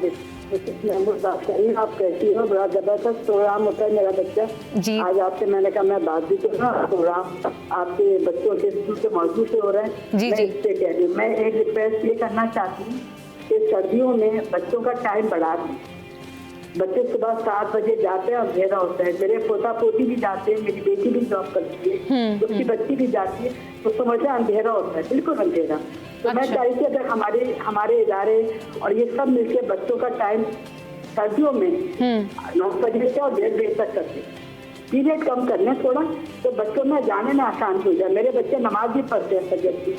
ठंडा पानी होता है, गैस की आपको पता है कितनी प्रॉब्लम हो रही है। अभी भी गैस नहीं है, हम सुबह से बैठे हुए 5 बजे से उठे हुए और चाय पीने के लिए नहीं है। चलें ठीक है, बहुत शुक्रिया आपकी कॉल के लिए। अच्छा मिसेस महमूद के जो जितने सारे सवालात हैं ना वो सारे अवाम के ही सवालात हैं। देखें अब अगर स्कूल एसोसिएशंस, मैं कहती हूँ ना ये बहुत पावरफुल होते हैं आप लोग प्राइवेट स्कूल एसोसिएशन वाले, भाई जो दिल चाहता है वो बातें मनवा लेते हैं, चाहे फीस का मामला हो या जो भी। तो अगर अब ये जो इन्होंने मसाइल बताएं ये हर घर के तकरीबन मसाइल हैं, चाहे कोई किसी भी एरिया में रह रहा हो, अपार्ट फ्रॉम दैट जहाँ पर गैस की या दीगर इशूज़ नहीं है, ठीक है। तो क्या ऐसा नहीं हो सकता कि स्कूल एसोसिएशन सब मिलके ये वाली चीज़ें भी जो है वो डिस्कस कर लें कि भाई बहुत ज़्यादा अंधेरा होता है उस टाइम पर, या बहुत ज़्यादा ठंड होती है उस टाइम पर जब छोटे बच्चे आ रहे होते हैं, क्योंकि बच्चों को तो आपने यही बताया हुआ है ना इवेंचुअली कि ये विंटर वेकेशंस हैं। तो आपसे भी जब ही ना के बच्चे सवाल ही करते होंगे, पूछते होंगे कि मैम अब तो ज़्यादा सर्दी पड़ रही है, अब स्कूल खुल गए। अच्छा फिर एक बहुत अच्छी उन्होंने बात की कि भाई टाइम आप जो है वहाँ से जो है वो कम कर दें या यहाँ से जो है बढ़ा लें और वहाँ से आप टाइम कम कर दें, स्कूल देर से फिर स्टार्ट कर लें, जैसे कि आप कह रहे हैं 9 बजे जो है वो के बाद मौसम चेंज हो जाता है। वैलिड है और उसको स्कूल्स फॉलो करते हैं, लेकिन अपने हिसाब से कर रहे होते हैं कि जैसे कि लेकिन हर स्कूल की विसिनिटी जो है ना वो अपनी एक डायनामिक्स अलग होते हैं। अब अगर मैं कहूँ कि कराची की अगर बिल्कुल बात करूँ, डिफेंस में डायनामिक्स डिफरेंट होंगे और अगर एक औरंगी टाउन के डायनामिक डिफरेंट होंगे। हाँ लेकिन ये बात ज़रूर है कि 8:30 के टाइम तो बहुत नॉर्मली स्कूल कर लेते हैं। भाई अगर एक बच्चा नॉर्थ में है या एक बच्चा गुलशन में है, मैक्सिमम उसकी 2 से 3 टीचर भी उसी सराउंडिंग की होंगी, चले 2 कहीं और की होंगी। उन टीचर्स के घर में भी तो गैस का इशू हो रहा होगा ना, उनको भी तो सुबह उठ के आने में, आपका जो स्टाफ है आप उसका भी तो कंफर्ट जोन देखें, नॉट फॉर दैट कि आप बच्चों के बारे में सोचें, आपका स्टाफ भी कंफर्ट में आए। ये ऑलरेडी कर लिया जाता है कि 8:15 तो बहुत नॉर्मल है स्कूल्स के अंदर कि 15 मिनट का लेवरेज दे दिया जाता है और 8:30 भी स्कूल कर लेते हैं। और यूजुअली जो छोटे बच्चे होते हैं ना उनका टाइमिंग ही शॉर्ट होती है। वो मतलब यूजुअली स्कूल्स में 8:39 नॉर्मल हालात में भी आ रहे होते हैं, तो वो तो है ही नहीं कि उनको 8 बजे पहुंचना है स्कूल। तो ये तो एक लेवरेजेस मिल रहे होते हैं ऑलरेडी। तो लेकिन ये है कि हाँ इस पे ज़रूर है कि जैसे अभी मैंने एक जगह और भी स्टेटमेंट दी थी कि अगर खुदा ना खास्ता जैसे सर्दियों की लहर आ जाती है, अभी तक तो नहीं आई, जैसे फोरकास्टेड थी कि मंडे से आ जाएगी, लेकिन नहीं आई, तो अगर आ जाती है तो स्कूल ऑब्वियसली 9 o'clock कर लेंगे अपने आप को, वो उसको कोई हर्ज नहीं है। लेकिन देखिए हम चाहते हैं कि एक एकेडमिक डे जो है ना वो यूटिलाइज हो, क्योंकि ऑलरेडी 365 डेज में से 170 डेज अगर कोई स्कूल पढ़ा लेता है तो आप समझ लें कि उसने बहुत बड़ा कारनामा अंजाम दिया। अच्छा, वरना यूजुअली हमें इतने एकेडमिक डेज नहीं मिल पाते, इसलिए हम बड़ा फोकस रहते हैं कि भाई छुट्टियां जितनी कम हो, जहां हम लेवरेज ले सकें हम ले लें, जहां देना पड़े किसी को वो दे दें लेवरेज, ताकि वो मिक्स एंड मैच करके हम एकेडमिक डेज को कंप्लीट करें। ठीक है जबीन, आप क्या इस पर कहना चाहेंगे? मैं सबसे पहले आपसे ये पूछूंगी कि जो स्टूडेंट्स होते हैं वो क्या कहते हैं आपसे आके, वो क्या क्या शिकायतें करते हैं, जरा थोड़ा ये बताएं। देखिए स्कूल्स के जो मैडम इतनी सर्दी में आपने बुलाया हुआ है हमें, अब तो सर्दियां शुरू हुई, ऐसे कुछ कहते हैं वो, या थोड़ा सा बढ़ा लेते हैं? लेकिन ये मोस्टली जो है पेरेंट्स या बच्चे कह रहे होते हैं कि अब गवर्नमेंट ने, मतलब वो बेचारे हमें तो नहीं, लेकिन अब गवर्नमेंट ने जो है ना स्कूल ऑन कर दिए और अब सर्दियां जैसे, लेकिन फिर वैसे ही हमने कहा कि जो है ना हमारे यहाँ जो है वो सर्दियों के जो हैं मामलात वो इतने ज़्यादा एक्सट्रीम तो नहीं होते। और दूसरा ये कि देखिए हमारी कौम को बहरहाल ये समझने की ज़रूरत है कि हमारा सर्वाइवल एजुकेशन में ही है। अच्छा। और हम सारा का सारा जो है ना वो मलबा छुट्टियों का ना सारा का सारा वो एजुकेशन के ऊपर ही कर रहे होते हैं। जैसे कि तारीख ने कहा कि 170 डेज़ हमें मिल रहे होते हैं मैक्सिमम स्टडीज़ कराने के लिए। तो आप ये देखें हम जिस खत्ते से वाबस्ता हैं या जहाँ रहते हैं, जहाँ के मकीन है, वहाँ आपको ईद की छुट्टियाँ भी चाहिए, वहाँ आपको बकरीद की चाहिए, वहाँ आपको मुहर्रम की छुट्टियाँ भी चाहिए, फिर रमज़ान की भी आपको ताख़रातों की छुट्टियाँ चाहिए, फिर आपकी शाबान, रमज़ान और भी बहुत सारे रबीउल अव्वल, फिर और दूसरी छुट्टियाँ भी आ जाती हैं, आप देख रही हैं, जो कि हमारी कोई नेशनल हॉलीडेज़ होती हैं। तो इतना ज़्यादा अगर हम एजुकेशन को ही जो है ना वो इसमें रखेंगे कि जी छुट्टियाँ छुट्टियाँ छुट्टियाँ, तो आप ये बताएं कि इस कौम को तरक्की कैसे करेगी ये कौम? सही। अच्छा चलें, ये तो एक होगी ना कि आपने टोटल बताया कि भाई हमारे पूरे एकेडमिक ईयर में इतनी छुट्टियां होती है और स्कूल ये जिम्मेदारी पूरी करना चाहता है कि वो चाहते हैं ज़्यादा से ज़्यादा जो है वो एकेडमिक डेज जो है वो पूरे हों और बच्चे पढ़ें। बिल्कुल ठीक है, ये थॉट बिल्कुल ठीक है, लेकिन समहाउ बहुत सारी जगहों पर ऐसा होता है, अभी जैसे आपने बताया तारिक भाई कि बहुत सारी जगहों पर जो ये ट्रैवलिंग पर्पस को देखते हुए भी वो इंटरनेशनली एक डेट फिक्स कर देते हैं कि भाई इस डेट पे लोग ट्रैवल करना चाहते हैं, आना चाहते हैं, जाना चाहते हैं, तो उस हवाले से जो है ना हमने ये डेट्स रखी हैं। तो क्या इंडिविजुअल, मतलब चले ठीक है एक इंटरनेशनल रूल तो है, तो क्या इंडिविजुअल स्कूल्स को ये अथॉरिटी नहीं होती कि वे इंडिविजुअली अगर अपने टाइमिंग्स चेंज करना चाहें, अपनी जो है वो विंटर वेकेशन चेंज करना चाहें, जिसको अभी कहा जा रहा है कि जी वो तो आपको एकेडमिक जो है ना वो वेकेशंस दी गई हैं, तो वो नहीं कर सकते, उनकी अथॉरिटी नहीं होती? बिल्कुल कर सकते हैं और कुछ स्कूल्स ने किया हुआ भी है। अच्छा। चेन ऑफ स्कूल्स की अगर बात करें तो वो जो एक बड़ी चेन है वो 13 से खुल रही है। अच्छा। हाँ, तो मतलब लोगों ने अपने हिसाब से भी मिक्स एंड मैच कर लेते हैं वो कि दिसंबर में उन्होंने वर्किंग डेज यूज़ किए और फिर अब 10 to 12 डेज की छुट्टियां यहाँ पे अनाउंस कर दी उन्होंने। एक चीज़ और है कि देखें सर्दियाँ फिर भी बेरेबल होती हैं। हाँ। जब बात गर्मियों की आती है ना तो वो स्केजुअल चेंज हो सकता है, वो हो जाता है। हाँ। और पास में होता रहा है कि कभी हमने देखा कि हीट वेव आ गई तो हमने 15 मई से भी छुट्टियां अनाउंस की। अच्छा, ये हुआ क्योंकि देखिए उस वक्त जो एक फैक्टर आता है ना वो ये आता है कि उस वक्त फिर लोग बेहोश होते हैं गर्मी से, बिल्कुल गर्मियों में, हाँ, या कुछ होता है। हाँ। उस वक्त तो ये चेंज किया जाता है और ये पास में देखा भी गया कि कभी हमने 15 मई से लेकर 15 जुलाई तक छुट्टियां दे दी, कभी हमने बारिशें बहुत ज़्यादा हो गई थी छुट्टियां दे दी। वो ऐसा है कि जहाँ कम्यूट का मसला है, जहाँ पे लाइफ का मसला है, मतलब बच्चों के लिए, क्योंकि देखें सर्दियाँ फिर भी मैं कंपैरेटिवली कराची की बात करूँ या सिंध के बहुत सारे डिस्ट्रिक्ट्स की बात करूँ तो वहाँ सर्दियाँ फिर भी बेरेबल होती हैं। सही। लेकिन हाँ अगर आप बात करें कि बर्फबारी हो रही है तो वो इलाकों में ऑब्वियसली छुट्टियां दी जाएंगी। सही। हाँ, जहाँ कम्यूट का इशू आ जाएगा ऑब्वियसली। अच्छा तारिक भाई, जिस तरह से बात करें वो ये कह रहे हैं कि भाई जिस इलाके की जो वेदर रिपोर्ट होगी या मौसम होता है उसके अकॉर्डिंगली स्कूल फैसला कर सकता है, वो उसके पास ये अथॉरिटी होती है। जी जमीन बिल्कुल ऐसा ही है। हाँ। और इस तरह से किया जाता है। और अभी जिस तरह तारिक ने कहा कि कुछ एक स्कूल चेन है जिन्होंने 13 से स्टार्ट करने हैं, कुछ लोगों ने अपने फिर वो दिसंबर में अपने यूटिलाइज कर लिए ना डेज तो आपको चाहिए होते हैं बेसिकली, देखें स्टडीज़ को, क्योंकि आपको अपना सिलेबस तो कंप्लीट करना है, तो उसके लिए फिर आप उसको कहीं ना कहीं जाके एडजस्ट कर रहे होते हैं। तो हम कर सकते हैं उसको, जैसे कि अब अगर विंटर वेव आ जाती है तो हम कुछ एक्सटेंड कर सकते हैं छुट्टियों को, या अगर किसी एरियाज़ में, जैसे कुछ एरियाज़ हैं कराची के, जैसे कि मेमार में बहुत ज़्यादा या यूनिवर्सिटी रोड पर बहुत ज़्यादा होती है, सर्दी का वक्त होता है मॉर्निंग में, तो उसमें वो 9 o'clock स्कूल स्टार्ट हो रहे हैं। वैसे मोस्टली स्कूल 9 o'clock स्टार्ट हो रहे हैं, और जो हमारे प्री के स्टूडेंट्स होते हैं मोस्टली वो 9 o'clock उसके नॉर्मल टाइमिंग्स होते हैं। तो इस तरह एडजस्ट किया जा सकता है, इस तरह से एडजस्ट। लेकिन उसमें भी एक चीज़ ये होती है कि अगर आप मॉर्निंग के टाइम अगर 1 घंटा 1.5 घंटे का लेवरेज दे रहे हैं तो देन फिर आपको वहाँ पर एक्सटेंड करना पड़ेगा टाइम। हाँ, आगे फिर इंक्रीज करना पड़ेगा टाइम, यूनिट्स कवर करने के लिए वो टाइम आपको एक्सटेंड करना होगा। चलिए जी, बहुत शुक्रिया तारिक भाई और जबीन जो है वो हमारे साथ शो पर मौजूद थे।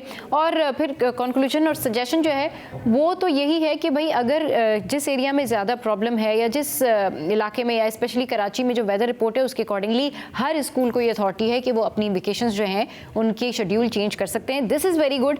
तो जिन पेरेंट्स को प्रॉब्लम है या कलेक्टिवली लोगों को वहाँ पर उस स्कूल में वो जाके बात कर सकते हैं, तो फिर ये सारी चीज़ें चेंज हो सकती हैं। अच्छा जनाब, आप कुछ बढ़ते हैं, बर्थडे विश करते हैं। एक प्यारे से बच्चे हैं अलीशेर, इनकी आज है birthday, so happy birthday to you. और ये जो है हमारे DSNG इंजीनियर जमशेद भाई, उनके बेटे हैं। सो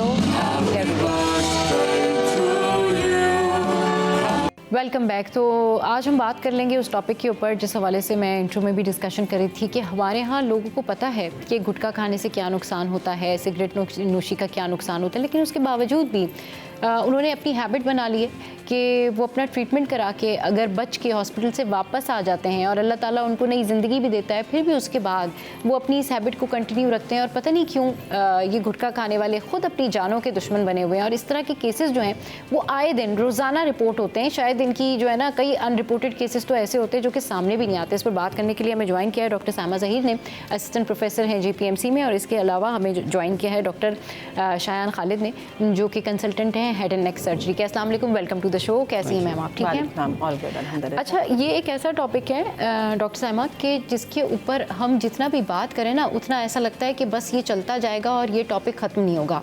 रूट कॉज हम सबको पता है कि भाई गुटखा खा रहे हैं, आपका मुंह इफेक्ट हो रहा है, आपको प्रॉब्लम आ रही है, और फिर भी उसके बावजूद भी लोगों को अवेयरनेस नहीं आ रही कि इसके कितने ज़्यादा नुकसान है। ना सिर्फ आप इफेक्ट हो रहे हैं, आपकी पूरी फैमिली इफेक्ट हो रही है। बिल्कुल।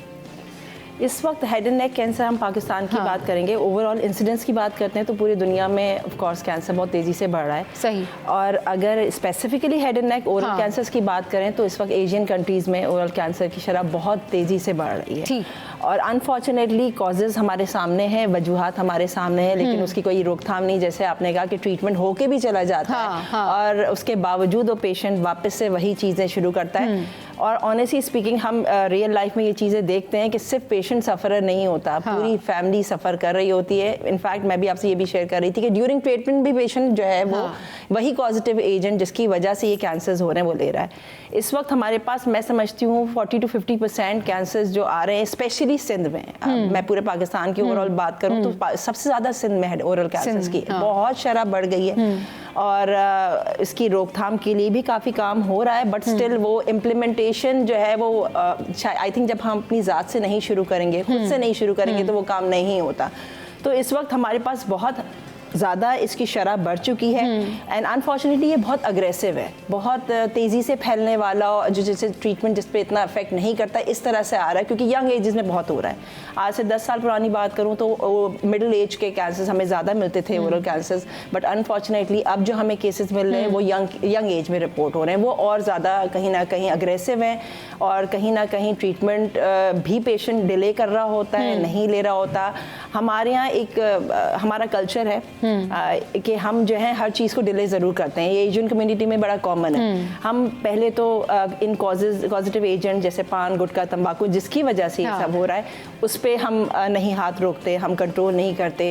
पहला मरहला ख़त्म होता है, दूसरा मरहला आता है हम डायग्नोसिस पे जाएं, तो जब डायग्नोसिस पे जाना होता है वहाँ एक बहुत बड़ा डिले आ जाता है, डिले आ जाता है। और वजह यही है कि हम घरेलू टोटके और उसके बाद ऑल्टरनेटिव हम इधर उधर की शॉप करते हैं और उसके बाद हम जो एक्चुअल डायग्नोसिस का प्रोसीजर है हम वो उस तक नहीं जाते जो कि बायोप्सी है। हमारे यहाँ ये भी मिथ्स हैं। बिल्कुल, हाँ, बायोप्सी नहीं करानी, नीडल लग जाएगी। बहुत सारे लोग ये कहते हैं कि अगर हमने बायोप्सी करवा ली ना तो समझो अगर कोई भी प्रॉब्लम नहीं भी है ना तो भी कहीं ना कहीं कोई प्रॉब्लम हो जाएगी, इंटरनल जो है ना वो हमें कोई प्रॉब्लम आ जाएगा, कोई जख्म बन जाएगा। ये बड़े मिसकंसेप्शंस होते हैं, बहुत ज्यादा है मिसकंसेप्शन। तो एक डिले वहाँ आया, तीसरा डिले आया हमारा ट्रीटमेंट पे, और हम अनफॉर्चुनेटली बहुत एडवांस स्टेजेस में पेशेंट्स को ले रहे हैं। उसका वजह यही है कि जब डायग्नोसिस हो जाता है उसके बाद पेशेंट ट्रीटमेंट कराने को भी तैयार नहीं होता। वहाँ भी कहीं ना कहीं ऑल्टरनेटिव थेरेपीज दी जाती हैं, इग्नोर किया जाता है, और जब तक हमारे पास आता है पेशेंट वो एडवांस स्टेज में जा चुका होता है। और वहाँ पर फिर ये होता है कि आपका क्योर रेट कम हो जाता है, यानी सही होने का तनासिब, और जो है उसका सर्वाइवल रेट भी कहीं ना कहीं कम है। सो अनफॉर्चुनेट है, बट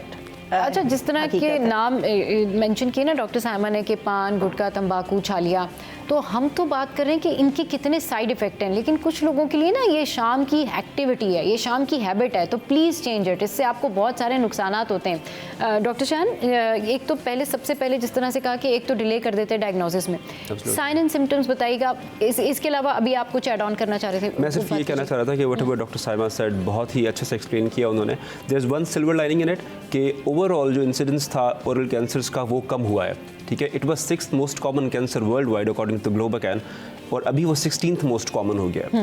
तो दुनिया में बाकी मुल्क इस पे काम कर रहे हैं, वो गवर्नमेंट लेवल पे काम कर रहे हैं, अवेयरनेस कैंपेन्स जो है वो गवर्नमेंट लेवल पे चल रही है। I am very thankful to this channel जिन्होंने ये अवेयरनेस का प्रोग्राम किया है, बिकॉज यही प्रोग्राम्स है जिसके थ्रू हम लोग इसको कम कर सकते हैं, ठीक है। So these programmes definitely add to something. तो हमारे अंदर पोटेंशियल है कि हम इसको कम कर सकें, जिस तरह से पूरी दुनिया कर रही है, but we are not doing it. The other thing is कि this cancer is treatable, everybody should know that. हर कैंसर की 4 स्टेजेस होती हैं, 1, 2, 3, 4, and the best thing about this it can be treated till stage 4। काफ़ी लोगों को ये होता है कि भाई कैंसर अब हो गया, अब ये ट्रीटमेंट नहीं पॉसिबल, तो लोग शो अप नहीं करते डॉक्टर्स के पास, लेकिन इट्स ट्रीटेबल। स्टेज 1 हो, 2 हो, 3 हो या 4 हो, हम इसको ट्रीट कर सकते हैं। The other important thing about this cancer is it's 100% preventable, कि ये कैंसर आपके हाथ में है, ठीक है। क्योंकि कुछ तो कैंसर्स हैं वो जेनेटिकली आपके अंदर होते हैं ना, कि आप किसी को हो गया, ठीक है, ब्रेस्ट कैंसर है, कोलोन कैंसर है, प्रोस्टेट कैंसर है, वो जो जेनेटिक्स पे डिपेंड करता है। This is in your hand, smoking is in your hand. पान, गुटखा, छाली आपके हाथ में, अगर आप ना खाएं तो आपको ये कैंसर नहीं होगा, so that means it's 100% preventable. सही। ठीक है, so these are the most important things. Initial signs and symptoms क्या होते हैं, हाँ। वो जानना बहुत ज़रूरी है कि जो हमारे जो भी ऑडियंस है, if someone is addicted to anything like पान गुटखा छालियाँ स्मोकिंग, अगर वो करते रहे हैं और ये कुछ सिम्टम्स अगर उनके अंदर हैं, तो they should definitely go to the nearby doctor और उनको दिखाना चाहिए। Obviously. Which is decrease mouth opening, मुंह का खुलना बहुत कम हो जाता है, ठीक है, और उसके अलावा मुंह के अंदर छाले बनना शुरू हो जाते हैं, मुंह के अंदर जलन शुरू हो जाती है, कोई ऐसे छाले जो मुसलसल 2-3 हफ्ते तक नहीं जा रहे, ठीक है, ये कुछ ऐसे सिम्टम्स हैं जिसमें डॉक्टर के पास डेफिनेटली दिखाना चाहिए, ताकि जितना अर्ली हम इसको पकड़ सकेंगे उतनी इसकी ट्रीटमेंट बहुत ईजी और बहुत ही कारआमद हो सकती है। अच्छा, डॉक्टर शान ने जिस तरह से बताया कि अर्ली साइन एंड सिम्टम्स जो हैं इसको गौर करना चाहिए, इसको पकड़ना चाहिए। मसला ये है कि ये लोग जो एडिक्शन की तरफ होते हैं, गुटखा खाते हैं, पान खाते हैं, छालियाँ खाते हैं, अगर इनको कोई प्रॉब्लम होती भी है, जस्ट लाइक इनको छाले हो गए मुंह में या कोई और प्रॉब्लम हो गई है, तो सबसे पहले दे गो फॉर होम रेमेडी। ये होम रेमेडी की तरफ जाते हैं। जब ये होम रेमेडी की तरफ जाते हैं तो ऑब्वियसली वो उस तरह से ट्रीट नहीं कर पाता।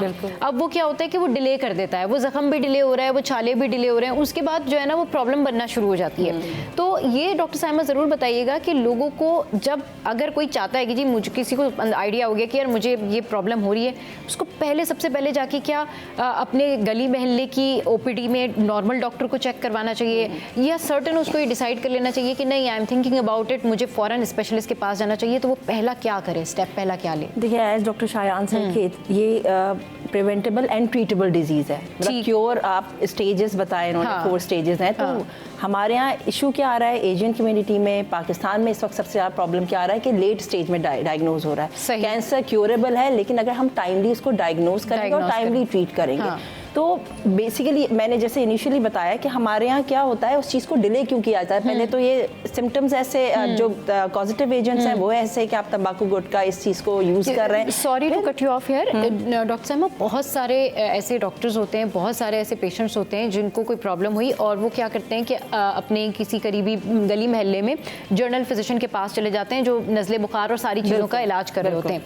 अब उस बेचारे डॉक्टर का भी क्या कसूर, वो तो आपको आप पेन रिलीवर दे देंगे, वो आपको जो है वो माउथ वॉश दे देंगे या दीगर चीज़ें दे देंगे, बट जब आपको पेन ठीक नहीं हो रहा है तो आप बार बार वहाँ से मेडिसिन लेकर मजीद अपना मसला जो है वो ख़राब कर रहे होते हैं। तो ये इसके बारे में बताएं कि भाई अगर ऐसी कोई प्रॉब्लम है तो लोग पहले फर्स्ट हैंड किसके पास जाएं?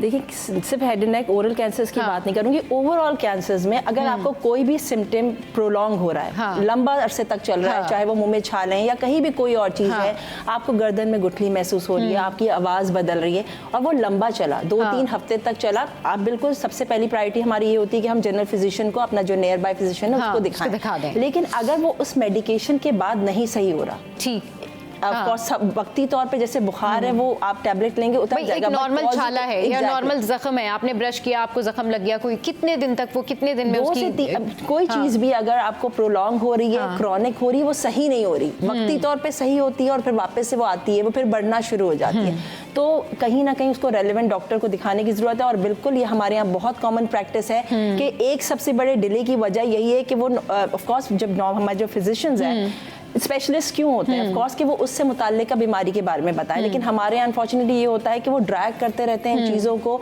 और पहले तो घरेलू रेमेडीज़ होती हैं, फिर फिजिशियंस के पास जाया जाता है और वो कहीं ना कहीं रेफर्ड नहीं होता रेलिवेंट डॉक्टर के पास, तो और उसी की वजह से एक बड़ा डिले आ जाता है। 2-3 हफ्ते अगर कोई भी बीमारी आपकी बढ़ तक चल रही है और वो बढ़ रही है, आपको उसके रेलिवेंट डॉक्टर को दिखाने की ज़रूरत है। बिल्कुल ठीक है। अच्छा डॉक्टर शान, आप इन लोगों को क्या सजेस्ट करेंगे जो पान गुटखा खाने वाले लोग होते हैं, जब इनको अर्ली प्रॉब्लम होती है तो ये क्या इनकी क्या कंप्लेन होती है, किस तरह से इनको बिल्कुल ट्रीट किया जा सकता है इनिशियल स्टेज पे, और क्या ये कम्प्लीटली क्यूरेबल है? अगर कोई चाहता है कि भाई मुझे फ़ौरन से कोई प्रॉब्लम हुई, मैं इंस्टेंट डॉक्टर के पास गया हूँ, तो ये इसका क्यूरेबल है? Of course it's curable. इसकी बेस्ट चीज़ यही है कि ये क्यूरेबल है और जितना जल्दी प्रेजेंट होगा उतना बेहतर क्यूरेबल होगा। Recently we conducted a study, उसमें हम लोगों ने ये देखा कि जितने पेशेंट्स हमारे पास आ रहे हैं तो मेजॉरिटी में वो पेशेंट्स हैं वो फर्स्ट डॉक्टर के पास ही जाते हैं या किसी और के पास जाते हैं. So alarmingly 48 to 50% of the patients do not go to the doctors first. ठीक है, वो alternative treatments के लिए opt करते हैं. ठीक है, अब I would not like to name other people, but वो डॉक्टर्स के पास डेफिनेटली नहीं जाते. तो आप इमेजिन कर सकते हैं कि दूसरे जो हीलर्स हैं, जिस किस्म के जो प्रिटेंड करते हैं कि दे आर हीलर्स, उनके पास जाते हैं. And also we need to train the GPs as well. Okay, ठीक है, ताकि अगर इन सिम्टम्स के साथ अगर आपके पास कोई पेशेंट आता है तो definitely refer him to the specialist. ठीक है, and this should be on a state level, right. और इनिशियल जो फर्स्ट ऑफ ऑल जैसे आपने कहा कि जो इनिशियली प्रेजेंट करता है उसका ट्रीटमेंट किस तरह से पॉसिबल है. So first and foremost thing is the one biopsy, जो कि आपने ऑलरेडी मेंशन किया तो है. वो तो डॉक्टर शान, वो तो आप भूल जाएं, वो तो कोई नहीं करवाता. वो तो अगर डॉक्टर ने बायोप्सी का डॉक्टर साहब कहा है ना, तो इसका मतलब ये कि आप पेशेंट के ऊपर एक अलग से काउंसलिंग करें. उसकी बायोप्सी करवाने के लिए आप पहले काउंसलिंग करें, 3-4 दफा आप उसको कहें, वो सब उसको समझाएं. ये कितना मुश्किल उसका रीजन ये कि हमारे पास कैंसर जो है एक टैबू चीज़ है. ठीक है, हमारे पास अगर फैमिली में किसी को हो जाता है तो वो लोगों को बताते नहीं है कि हमें हो गया है या हमारी फैमिली में से किसी को हो गया है. तो सबसे पहले तो इस टॉपिक को टैबू कैटेगरी से हटाना होगा. और वो इस तरह से ही हो सकता है कि हम रोज़मर्रा की ज़िंदगी में शोज़ में इस तरह से इसके ऊपर बात करें तो दैट अवेयरनेस बढ़े और ये कैंसर को इतनी बड़ी चीज़ ना बन जाए कि लोग इसके बारे में डिस्कस ही ना करना चाहें. ठीक है, इसी वजह से लोग बायोप्सी के लिए ऑप्ट नहीं करते और कहते हैं कि बायोप्सी की वजह से बढ़ जाते हैं. Biopsy is just like a simple blood test. अगर आपके ब्लड में कोई चीज़ चल रही है, हम जब तक ब्लड का सैंपल नहीं लेंगे वी वुड नॉट नो कि क्या चल रहा है. लेकिन डॉक्टर शान, ठीक है, मैं आपकी बात को अग्री करती हूँ, लेकिन बहुत सारे केसेस में बाकी ऐसा कहीं होता भी है कि जो लोग बायोप्सी कराते हैं उनके केसेस कहीं ना कहीं बिगड़ते भी हैं और फिर वो दूसरों के लिए भी जो है ना वो एक एग्जाम्पल बन जाता है कि देखिए जी हमने जो है ये बायोप्सी कराई थी, उसके बाद देखा एक तो डायग्नोस भी कैंसर हुआ और फिर वो जो है ना वो ठीक भी नहीं हुआ. वो तो ये बड़ा कॉमन क्वेश्चन है. This is a very common question जो आपने बिल्कुल सही बात पॉइंट आउट की है. तो उसका जवाब देखिए 2 हो सकते हैं. पहली बात, अगर आप बायोप्सी ना कराते तो क्या ना बढ़ता? बढ़ना तो इसने वैसे भी है. बायोप्सी आप कराएं या आप ना कराएं, वो ये लॉजिक होती है ना, थोड़ा डिले हो जाता. वो ये भी तो लॉजिक होती है ना, चलिए जी वो थोड़ा सा रिजल्ट क्या होगा बाद में जाके सिवियर होता है. एंड रिजल्ट तो यही है ना. तो जब आप डायग्नोसिस तक ही नहीं पहुंचेंगे, आपको पता ही नहीं होगा कि है क्या एक्चुअली, तो आप ट्रीटमेंट कैसे पॉसिबल होगा? इसका ट्रीटमेंट नहीं स्टार्ट हो सकता और अल्टीमेटली एंड क्या होगा, वो डिजीज प्रोग्रेस करेगी और कहीं ना कहीं वो क्योर से पैलिएटिव में चली जाएगी और नहीं ट्रीट हो पाएगी, फैल जाती है, स्प्रेड हो जाता है. बिल्कुल ठीक है कि फिर वो क्योर होने के बजाय ना वो प्रिवेंशन के अंदर चली जाती है. बहुत शुक्रिया डॉक्टर साहिमा, बहुत शुक्रिया डॉक्टर शान हमारे शो पर आए. और बात वही है कि आप जब किसी चीज़ को हैबिट बना लेते हैं तो जाहिर सी बात है आप उसकी एडिक्शन में होते हैं. जब आप एडिक्शन में होते हैं तो शायद आपको समझ नहीं आता कि ये आपकी सेहत के लिए कितनी मुज़िर है, ये आपकी लाइफ को किस तरह से डिस्ट्रॉय करता है. गुटखा खाने वालों को अगर कोई बड़ा प्रॉब्लम नहीं भी हो रहा लकीली, तो उनका जो ब्रेन है वो उस तरह एक्टिविटी नहीं करता. आपकी स्पीच डिले हो जाती है, आपके सोचने समझने की जो सलाहियत है आप उसको खो रहे होते हैं, आपको एकदम से सडन चीज़ें समझ नहीं आती हैं, आप इतने क्लिकिंग नहीं होते, आपका जो ब्रेन एक्टिविटी है वो स्लो हो जाती है. बहुत सारी चीज़ें जो है वो आपकी बॉडी में से माइनस होती जाती हैं और जो जिसको कहते हैं ना हेल्दी लाइफ, तो वो हेल्दी लाइफ आप नहीं गुजार पाते क्योंकि बहुत सारी चीज़ें आप लाइफ की मिस कर देते हो और फिर इन दी एंड आप जब इस तरह से इस बीमारी में मुब्तला होते हैं तो फिर आप डिले करते हो. तो प्लीज़ इसका हल यही है कि गुटखा, पान, छालिया या सिगरेट इनसे दूर रहिए, अपनी लाइफ को हेल्दी रखिए और एक्सरसाइज कीजिए और जो डॉक्टर्स आपको कहते हैं एटलीस्ट उनकी बात सुनिए. तो आज के शो से फिलहाल इतना ही. कल फिर आएंगे आपके लिए अच्छी सी टॉप स्टोरीज लेके, अच्छे से टॉपिक लेकर. अपना बहुत ख्याल रखिए, हंसते रहिए, मुस्कुराते रहिए और देखना मत भूलिए. Keep watching City at 10.